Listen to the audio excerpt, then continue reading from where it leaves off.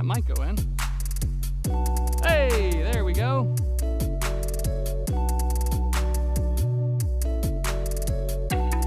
Okay, so let's jump into part 2 of this wedge series where I'm going over the clubs that I have in my bag, specifically my wedge makeup.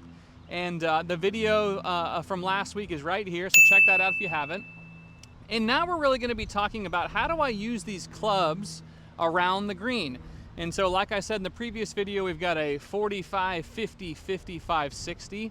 I generally chip mainly with my sand wedge and my lob wedge, but I realize some of you use pitching wedge and gap wedge. So I wanted to go over kind of what you would be looking for if you were in a wedge fitting. Obviously you're going to be checking your wedge gapping, but you also want to be hitting these shots around the green because you're going to use these just as often here as you are from the fairway. So I'm going to start by hitting a couple with my pitching wedge. And if you're using your pitching wedge, this is probably a situation where you're going to be running the ball, hitting like a bump and run.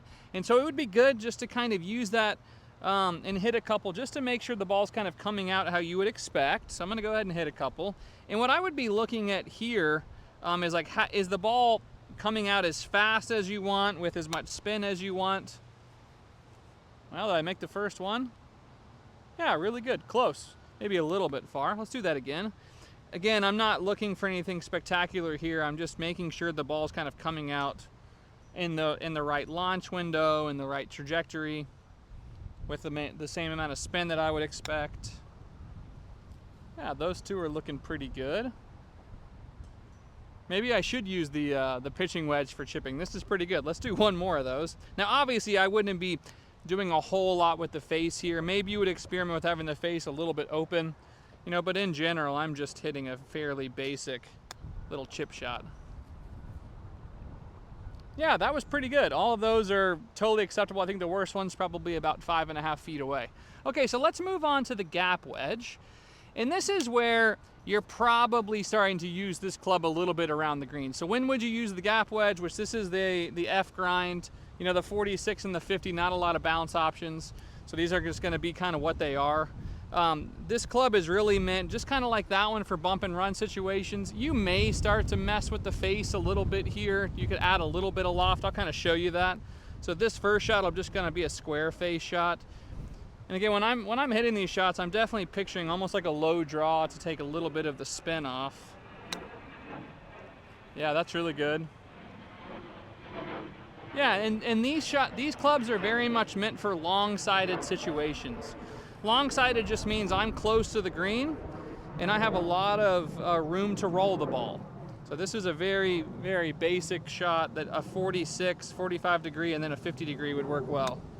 Yep, that one carried a little further, had a little bit more loft. Yeah, really good. Now, let's say I did want to experiment with having this club come out a little bit higher. So I'm going to open the face. Now I can feel like the club is kind of off the ground a little bit because of the bounce.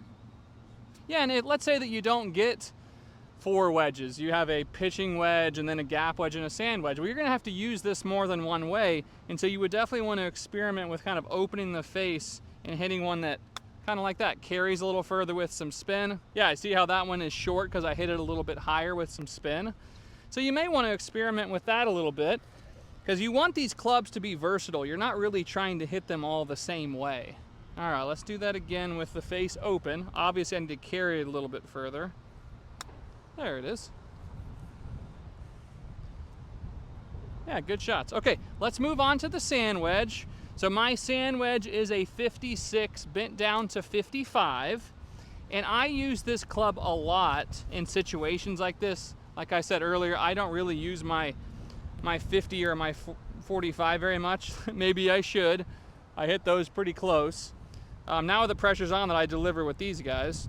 Now this would be a situation where I would use this. Now I'm going to start by hitting this very square face, just trying to hit a fairly low shot. Nothing spectacular. Yeah, that's absolutely perfect. I guess I can keep using the sand wedge. See, the thing is loft, you can make the ball come out in any trajectory you want. Like, it all just has to change with my ball position. Obviously, I'm moving the ball back, have a little bit more handle lead. I'm not doing anything, insane with my setup to make the ball come out that low. that was good. Let's do another one like that. Just a nice low sand wedge. This is kind of my favorite shot. Yep, just like that. That one might go in. A little bit hard, a little bit too far left. Now, obviously, there might be a situation where I want to open the face a little bit, so I'm going to hit that shot. And so when I'm opening the face, I'm really just twisting it just a little bit. Now, I still might hit it low. In fact, let's hit it like kind of like a low open face shot. That's one of my favorite shots to hit around the greens. It produces a lot of spin. That's nice. Yeah, pretty good. Maybe a little bit far. Let's try that again. You can see that's just coming out with just a hair more loft. And what I'm trying to get comfortable with is, what are these going to perform like with the ball that I use? How's the ground interaction? You can see I'm not making many divots. I don't really make divots. Yeah, that was good. That just kicked a little bit right. Okay, now I'm going to do a little bit more of an open face and try to hit it a little bit higher, just because that may be a shot that I want to do. And again, maybe you're someone who's not going to get a lob wedge.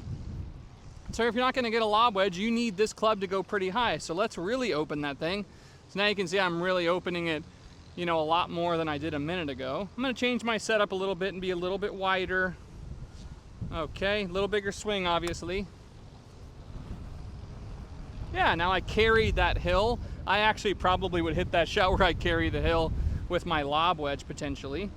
Yeah, that was good. Always clean your grooves, guys. It's definitely going to help create more spin.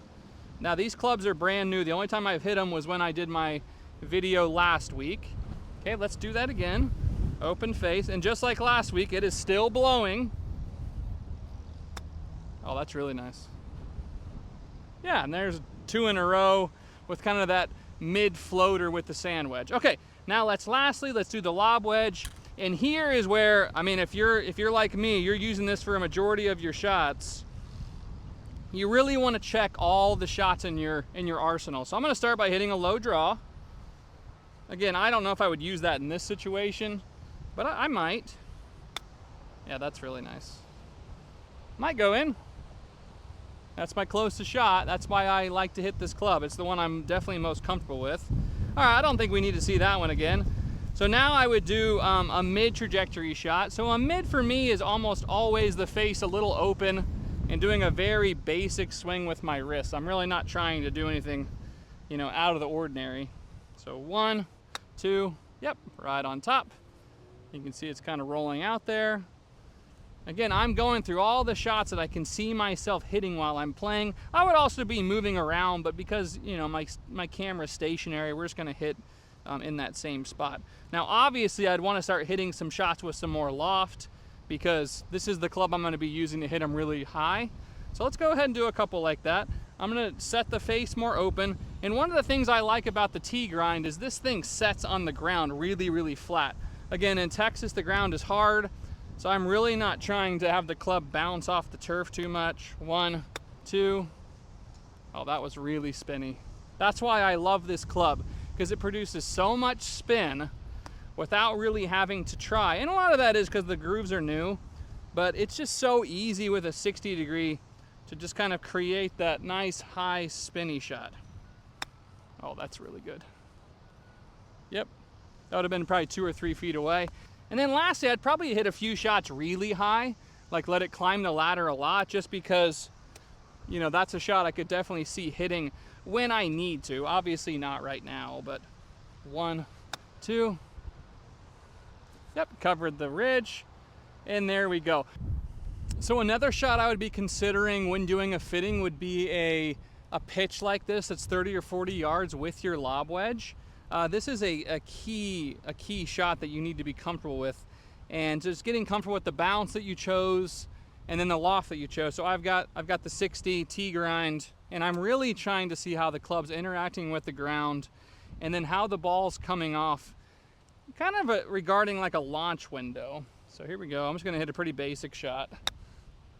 That was a little low. You can see it skipped up there pretty good. If anything, I would want these shots coming off more low than high. When you get a 60 degree, you know, it's pretty easy to hit in the air.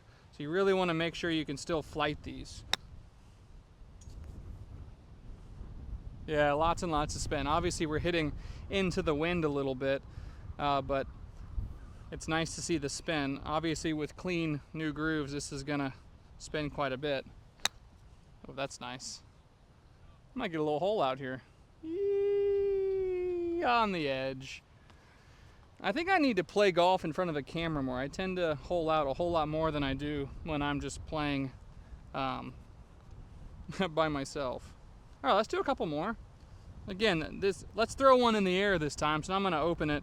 Again, like I talked about previously, we wanna be kind of going through the different shots we might be hitting. So there's the floater, right on the front. Last shot. See if I can throw this one all the way to the hole. Yeah, I think that'll be good. Yeah. Okay, so what am I looking for out of the bunker? Well, first off, I'm looking to see what this club can do. I've had a 60 degree, but if you've never had one, you got to get used to how high and how soft these will come out. And so I'm going to hit a few of the shots that I would typically hit in a round. I don't usually hit anything other than my 60, so this is going to be pretty easy for me to walk through. So I'm going to just start with a very basic bunker shot, face open, you know, nothing crazy with my swing. I'm not trying to add any like incredible amount of loft, just a very basic shot. Yep, right by the hole, almost went in. Pretty good shot. Let's do that again. Again, the whole point of a fitting or testing wedges is to hit the shots that you anticipate you're going to hit and just see how the club's doing. You know, try different bounces, try different lofts. Maybe you're going to, you know, get a different set or makeup than you might think. Ooh, that was good. See how high that is? It's just really hard to hit that high soft shot unless you have a lot of loft like a 60 degree. Okay, so let's hit a different shot. Now, a shot I frequently do, especially if I'm in this situation, is almost like a dead hand, like Jason Day motion like that. Tons of spin. Yeah, so I want to be able to hit that shot, so I would probably try that one out. I really wouldn't be hitting any other clubs out of the bunker just because, again, I don't really hit other clubs out of the bunker that often. Okay, I'm gonna try to hit a pretty high soft shot here. That might go in. Hey, there we go. That's what I need to be doing. See, I just need to practice more.